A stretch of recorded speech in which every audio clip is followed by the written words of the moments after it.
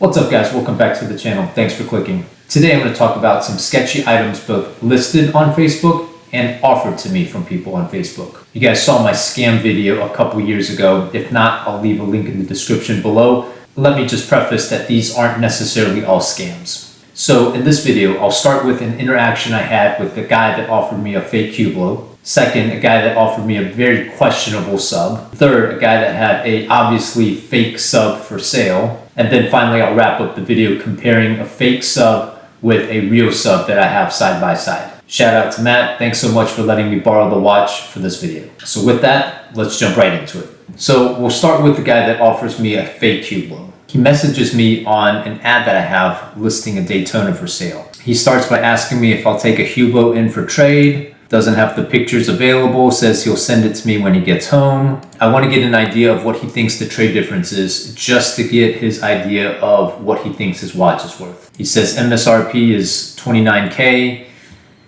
Typically Hublots on the secondary market, they lose at least half of their value over MSRP. So I say I don't want to waste your time, but I'm open to it, even though it's probably not going to be an even trade. My Daytona is listed for $18,500. He says it's special edition, not many out there. Maybe he'll give me $1,000 on top. You know, I say, hey, with all due respect, all Hublots are special limited edition. They're just, they're great watches. They're just a little bit hard to sell. So he gets home, shoots me 4 pictures, and this is what it is. So right off the bat, I'm not saying this is a for sure, fake, but when pictures are taken from so far away, it's a little bit concerning, but it is what it is. So it's some special edition Hublot. You see the serial number there. You also see it's number 1 out of 78. I can't find this exact watch as a comparable, so I find something that looks similar. I've got to assume that somebody's not looking for this exact limited edition piece, but maybe the ultimate buyer is just going to be looking for something that looks like this. So I find a comparable in the $10,000 range. I send that listing to him. He actually comes back and finds something similar. I ask him if his has box and papers. He says no, it's naked, it's his father's. I gave it to him just to watch. I respond back, it's a great looking watch, but I think I might pass. Even though it looks great, it's going to be hard to sell. If my offer was consistent with the risk of holding it, I would have to lowball you because, if I buy this watch, I run the risk of nobody wanting to buy it because it is naked. Respectfully pass. He says, okay, no problem. If I was to make an offer, what would it be? And I say $6,500. Again, that's just my math of what something complete would sell for versus something naked versus this is a Hublot, 45 millimeter, right? Just all the things that somebody might not be looking for when they're looking for the next timepiece. He asks me if we could do 75 and I'm sticking firm to 65. He said, let's meet at 7. And he finally agrees to 6,500. He says, sounds good. We would have to meet at a jeweler to authenticate, is my response. Later that evening, you see this is after midnight now, I send him a couple pictures after I do a little bit more research on the watch. This is also that special edition, and I know it's hard to see, but it's got that same serial number, and it's also number 1 out of 78. This is a replica, obviously. I find another example, also number 1 out of 76, and in my mind, I think he did this on purpose, right? He went from $18,000 value down to $6,500 in a matter of a few minutes. And I just think he just wasted my time. I just responded back, look, it was a waste of everybody's time. Apparently he doesn't know what that means, that all the fake ones have the same serial number as his. Says his father wouldn't have a replica. Do you think they made a replica of mine, right? Mine being the real one and all the other ones are fake. And he's adamant he didn't know about it. So I said, fair enough, no hard feelings, all good, not gonna buy his watch, obviously. So the second example is somebody who wanted just to sell me his Submariner. Before I talk about this picture, let me just give you the context. Unfortunately, the conversation was deleted, we blocked each other, I don't have the original conversation, but it kind of went like this. He said, hey, do you buy watches? I said, yes. He says, I've got a 2023 114060. Well, 114060s were not made in 2023. The last year was 2019, 2020. So immediately, before any pictures were exchanged, my antenna's already up. I've got red flags. Then he sends me a Rolex service card with a 2023 date on there. Okay, fair enough. He didn't know that dates don't go by the service date, they go by the original manufacture date. But he didn't have the original card, so he didn't know any better. Then he sends me this picture. And I'll show you an example a little bit later, but one of the obvious signs of a fake is that the fake ones, they can't get the rehault correctly. The rehault usually is a little bit too tall, a little bit too slanted, which is exactly what this one looks like. This is the picture he sent me. My red flags were already up. Then he sends me this picture. I tell him it's a fake. I tell him it's a bad fake, and I block him. I thought that was the end of him.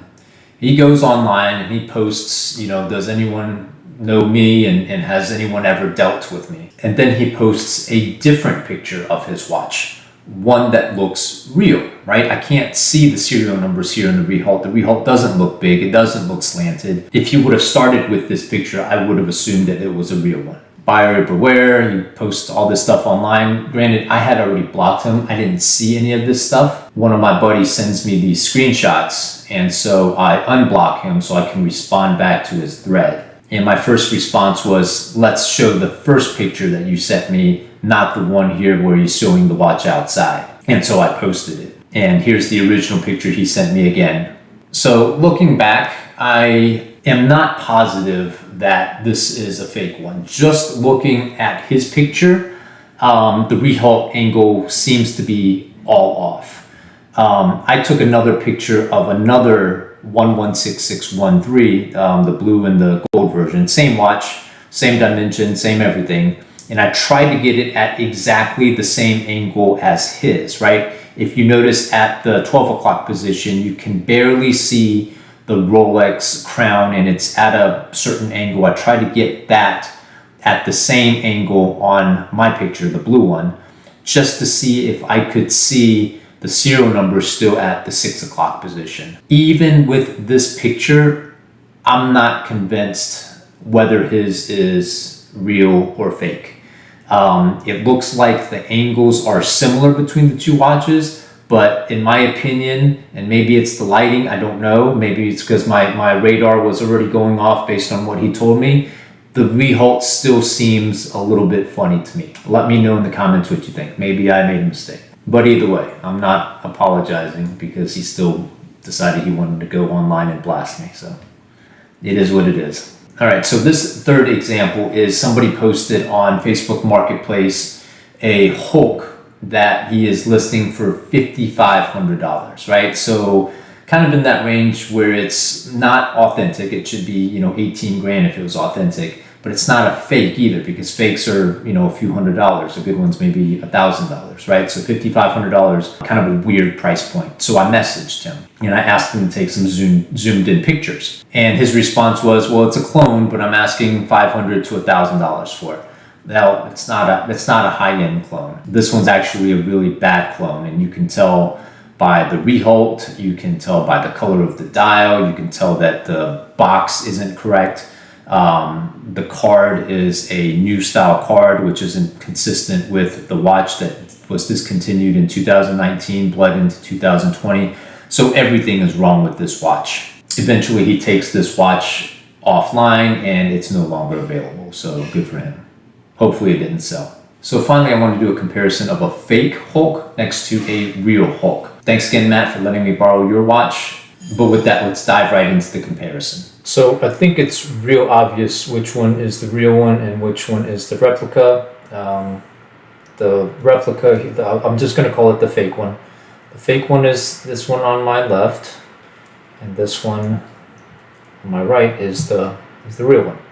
So the first thing that jumps out at me when I look at the fake one is just the color of the dial. It's slightly off. The color of the green just looks cheap to me.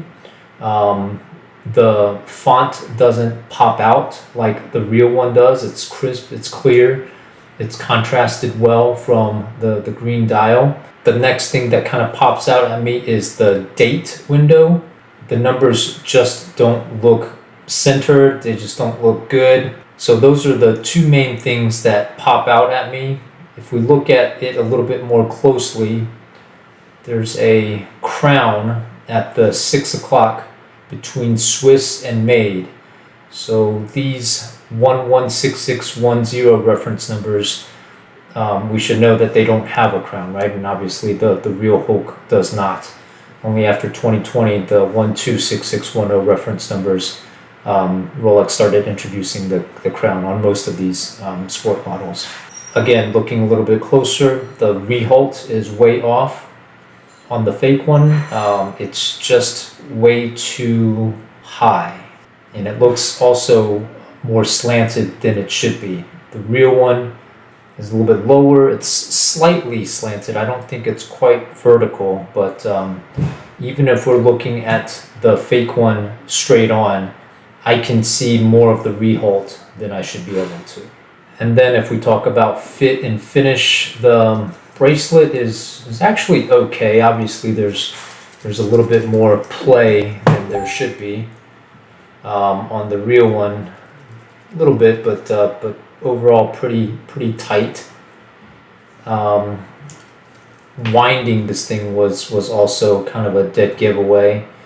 If I give it a little wind,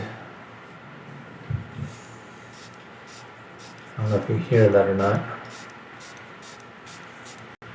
It's a little bit too smooth. Doesn't offer any real resistance that I'm used to. Yeah, this is the real one, obviously. And it's not harder to turn, it's still smooth. Just requires a little bit more force to get it going in a good way. So these are the main differences. I'm sure there's many more, but you know, from 5 or 10 feet away, in my opinion, it's pretty easy to tell this particular fake one from a real one. All right, so there you have it, guys. Just wanted to share with you some interactions I had on Facebook. Not everything is what it seems to be online, obviously, so just be careful out there. Again, if you haven't seen my scam video, please go back and watch it. Link in the description below. Thank you again to Matt for inspiring me to do another video and to get back on YouTube. This is going to be ongoing. I've got some really good content planned, including a few interviews that I have with buyers of Rolex watches. What's the type of person that's got $10,000, $15,000, $20,000 in extra income to spend on a luxury watch? Hopefully you'll find it as interesting as I did in meeting these people. If you're considering your next luxury timepiece, please consider checking out my Instagram page, My Watch Guy, on Instagram. Link in the description below. We are always looking to buy, sell, or trade. With that, thanks so much for watching, and we'll see you in the next video.